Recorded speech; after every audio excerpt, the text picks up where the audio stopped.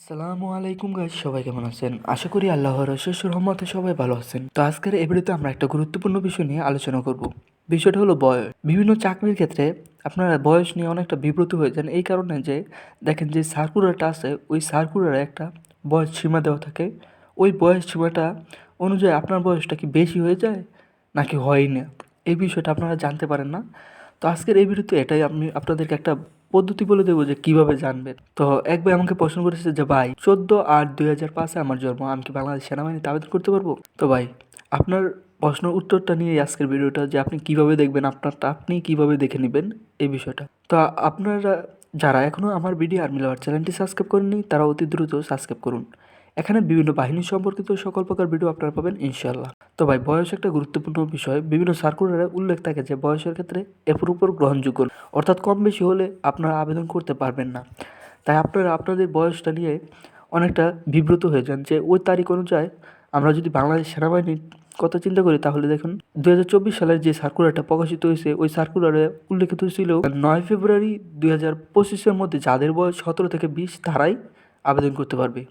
তো এই যে তারিখটা, এই তারিখটা নিয়ে কিন্তু আমরা বিব্রত হয়ে যাই যে আমাদের বয়স কি এই তারিখ অনুযায়ী বেশি হয়ে গেছে নাকি। কারণ আমরা তো 24 সালের থেকে 25 সালের তারিখটা পাচ্ছি, তো একটা বছর মাঝে আসছে না। তো এটাই আপনাদেরকে আজকে একটা বলে দিব যে কিভাবে আপনারা জানবেন। তো এটা জানার জন্য আপনাদের যে কাজটা করতে হবে, আপনাদের মোবাইলে গুগল কিংবা ক্রোমে গিয়ে সার্চ করতে হবে বয়স ক্যালকুলেশন বা এয়ার ক্যালকুলেশন।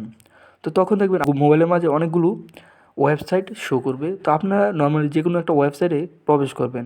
প্রবেশ করার পরে আপনাদের সামনে যে একটা চার্ট আসবে ওখানে ওই জায়গায় দেখবেন প্রথমে লেখা থাকবে ডেট অফ বার্থ, নিচে আবার লেখা থাকবে প্রেজেন্ট টাইম, তারপর থাকবে কনফার্ম। তো আপনারা ডেট অফ বার্থের জায়গায় আপনার জন্ম নিবন্ধন জন্ম তারিখটা দিবেন, আর প্রেজেন্ট টাইমের ক্ষেত্রে আপনাদের সার্কুলারের যে টাইমটা থাকে, অর্থাৎ আপনাদের যেই সার্কুলার বা যে চাকরির আবেদন করবেন ওই সার্কুলারে যে একটা সময় দেওয়া থাকে যে এত তারিখ এত মাস এত, ওইটাও ওই প্রেজেন্ট টাইমের জায়গায় দিবেন।